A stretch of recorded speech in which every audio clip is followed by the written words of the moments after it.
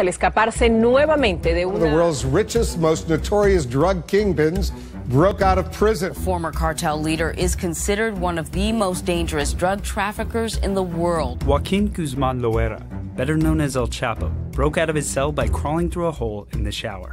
The escape of Chapo Guzman.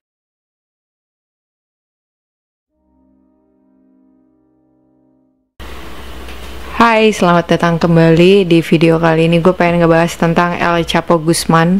Kalau misalnya kalian udah nonton video yang sebelumnya yang tentang membahas kartel Gua Adalah Jara, di situ ada sedikit cerita tentang El Chapo. Dan untuk kali ini gue bakal kasih tahu tentang El Chapo lebih detail. Kita langsung masuk aja. El Chapo Guzman, raja narkoba dari Meksiko. Sama kayak Miguel. Chapo lahir di Sinaloa dan dibesarkan di keluarga petani miskin. Dia mengalami pelecehan fisik di tangan ayahnya sendiri dan juga memasuki perdagangan narkoba melalui ayahnya, membantunya menanam ganja untuk pedagang lokal selama awal masa dewasa. Jadi Chapo mulai bekerja dengan Hector Luis Palma Salazar pada akhir 1970-an. Jadi salah satu raja obat bius yang sedang naik daun. Dia juga membantu Salazar memetakan rute untuk memindahkan narkoba melalui Sinaloa dan ke Amerika Serikat. Dia membantu Salazar memetakan rute untuk memindahkan narkoba melalui Sinaloa untuk Amerika Serikat. Dia kemudian mengawasi logistik untuk Miguel, salah satu gebong terkemuka negara itu pada pertengahan 1980-an. Tetapi Chapo mendirikan kartel Sinaloa versi dia pada tahun 1988 setelah penangkapan Miguel. Jadi kalau misalnya kalian tahu, jadi si Chapo tuh kayak tangan kanannya Miguel gitu loh.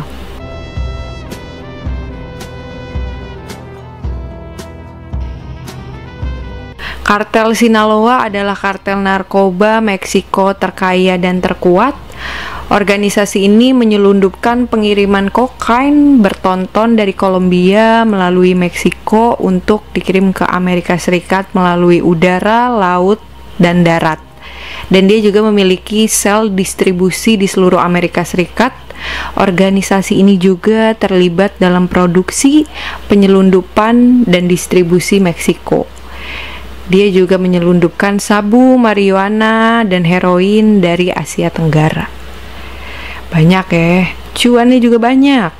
Ketika Palma ditangkap oleh Angkatan Darat Meksiko pada tanggal 29 Juni 1995, Chapo mengambil alih kepemimpinan kartel.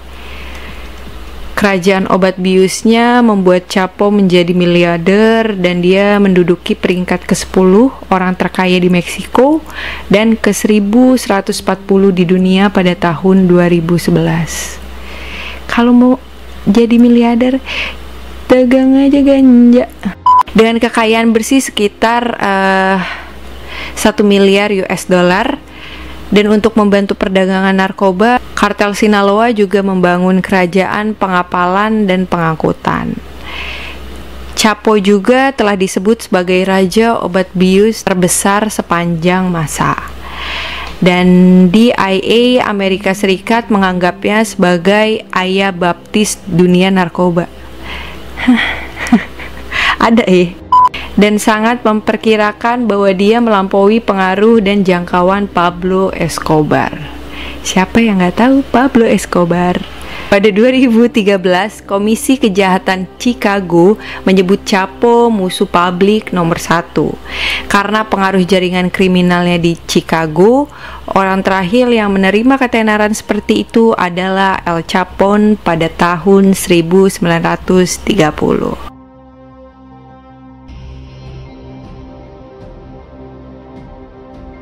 Jadi Chapo pertama kali ditangkap pada 1993 di Guatemala dan diekstradisi serta dijatuhi hukuman 20 tahun penjara di Meksiko karena pembunuhan dan perdagangan narkoba.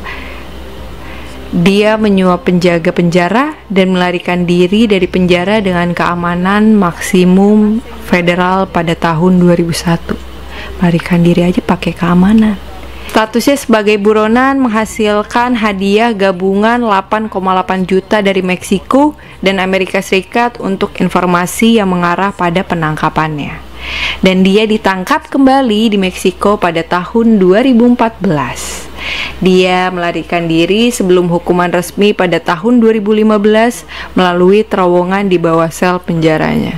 Ngegali gitu maksudnya. Pihak berwenang Meksiko menangkapnya kembali setelah baku tembak pada tahun 2016. Berarti dia pinter juga ya, bisa kabur dari penjara berkali-kali.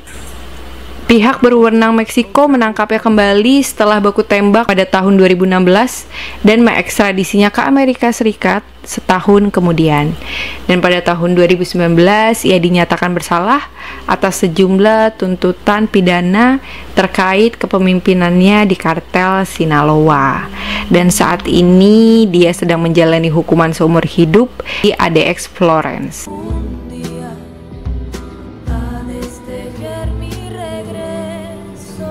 Sebelum ditangkap dan diekstradisi ke Amerika Serikat, Chapo menjadi pimpinan kartel Sinaloa yang paling terlihat meski dia berbagi peran dengan Ismael Zambada atau El Mayo dan Juan Jose atau El Azul.